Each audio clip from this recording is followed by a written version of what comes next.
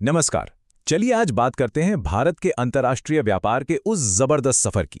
ये एक ऐसी कहानी है जिसमें कुछ 100 करोड़ रुपए से शुरू हुआ व्यापार आज लाखों करोड़ तक पहुंच चुका है। सच में ये एक ऐसे गजब के बदलाव की कहानी है जिसने भारत की अर्थव्यवस्था का पूरा चेहरा ही बदल कर रख दिया है। तो शुरुआत करते हैं सीधे आंकड़ों से। जरा सोचिए, 1950-51 में भारत का विदेशी व्यापार था सिर्फ 1214 करोड़ रुपए और आज 2021-22 में ये आंकड़ा 77 लाख करोड़ रुपए के भी पार पहुंच गया। मतलब ये जो उछाल है, ये वाकई हैरान कर देने वाला है। आज की इस पड़ताल में हम सबसे पहले जबरदस्त ग्रोथ को समझेंगे, फिर व्यापार के असंतुलन पर भी नजर डालेंगे और हाँ, ये भी जानेंगे कि भारत आखिर खरीदता क्या है और बेचता क्या है। आखिर में हम उन गेटवेज यानी प्रवेश द्वारों और भविष्य के प्लान्स पर भी बात करेंगे जो इस पूरे ट्रेड को एक नई दिशा दे रहे हैं। तो पहला और सबसे बड़ा सवाल तो यही है कि विदेशी व्यापार में ये इतना बड़ा उछाल आखिर आया कैसे। ये कोई रातों रात हुआ चमत्कार तो है नहीं, इसके पीछे कुछ बहुत ही ठोस वजहें हैं। इस ग्रोथ के पीछे असल में 3 मेन इंजन काम कर रहे हैं। पहला, हमारे देश के मैन्युफैक्चरिंग सेक्टर में जो तेजी आई है वो। दूसरा, सरकार की लिबरल पॉलिसीज जिन्होंने व्यापार करना बहुत आसान बना दिया। और तीसरा, भारत का दुनिया भर के नए नए मार्केट्स तक पहुंचना। लेकिन देखिए, विकास की ये कहानी ना पूरी तरह से बैलेंस्ड नहीं है।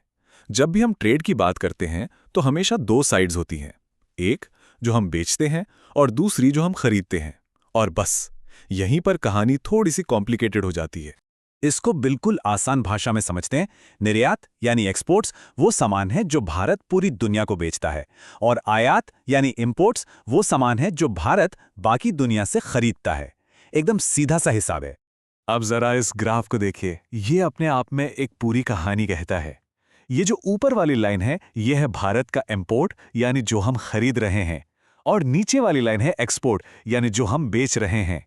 यहां साफ साफ दिख रहा है कि भारत जितना सामान बेचता है उससे कहीं ज्यादा कीमत का सामान वो खरीदता है। और ये जो गैप है, ये फासला, ये समय के साथ सिर्फ बढ़ता ही गया है। और ये आंकड़े उसी कहानी को और पुख्ता करते हैं। 2004-05 में जो व्यापार घाटा करीब 1.25 लाख करोड़ रुपए का था, वो 2021-22 तक बढ़कर 14 लाख करोड़ रुपए से भी ज्यादा हो गया। मतलब साफ है, हमारा इंपोर्ट हमारे एक्सपोर्ट से लगातार काफी आगे रहा है, और ये बढ़ता हुआ घाटा हमारी अर्थव्यवस्था के लिए एक चैलेंज भी है। तो सवाल ये उठता है कि हम आखिर ऐसा क्या खरीद रहे हैं।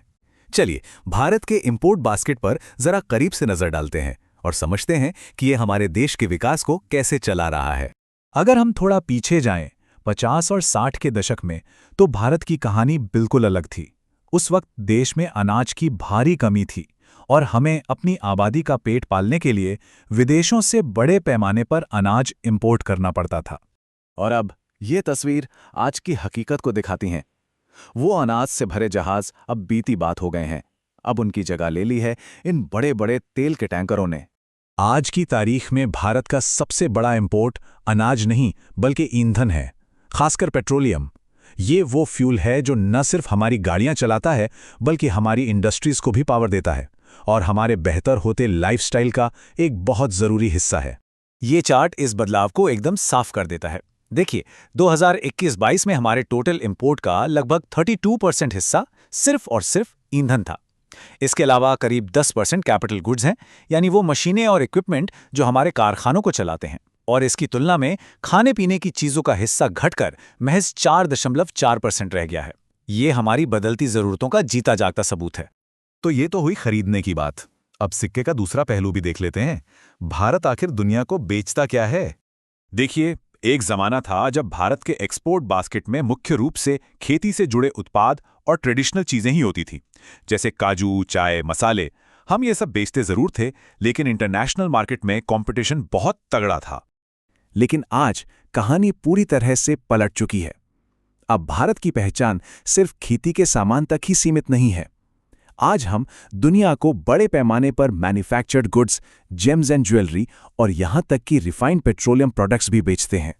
और ये टेबल इस बात का पक्का सबूत है। 2021-22 में हमारे टोटल एक्सपोर्ट्स का लगभग 68% हिस्सा अकेले मैन्युफैक्चर्ड सामान का था। ये बदलाव सिर्फ आंकड़ों का नहीं है, ये भारत की इकोनॉमिक ग्रोथ और लाखों नए रोजगार पैदा होने की कहानी भी है। ये खेत से निकलकर फैक्ट्री तक पहुंचने का सफर है। अच्छा, हमने ये तो समझ लिया कि क्या खरीदा और क्या बेचा जाता है, पर यह सब होता कैसे है? ये खरबों का सामान किन रास्तों से आता जाता है? तो इसका जवाब है भारत के बंदरगाह, हमारे पोर्ट्स, जो दुनिया के लिए हमारे असली गेटवेज हैं। जरा सोचकर देखिए, हर रोज इन बंदरगाहों पर हजारों कंटेनर लोड और अनलोड किए जाते हैं। ये वो नसें हैं जिनके जरिए भारत का ट्रेड दुनिया से जुड़ता है। यहीं पर ग्लोबल इकोनॉमी जमीनी हकीकत से मिलती है। हमारे आज के पोर्ट्स के डेवलपमेंट के पीछे एक बड़ी ऐतिहासिक वजह भी है। 1947 में जब देश का बंटवारा हुआ तो कराची और चटगांव जैसे दो बहुत ही जरूरी पोर्ट्स भारत के हाथ से निकल गए। इस नुकसान की भरपाई करने के लिए वेस्ट कोस्ट पर कांडला जैसे नए पोर्ट्स को तेजी से डेवलप किया गया। आज भारत की इतनी लंबी कोस्ट लाइन पर कई बड़े बड़े पोर्ट्स हैं। वेस्ट कोस्ट पर मुंबई, JNPT और कांडला जैसे पोर्ट्स देश का ज्यादातर ट्रेड हैंडल करते हैं। तो वहीं ईस्ट कोस्ट पर चेन्नई, पारादीप और हल्दिया अपने अपने इलाकों के लिए लाइफलाइन का काम करते हैं।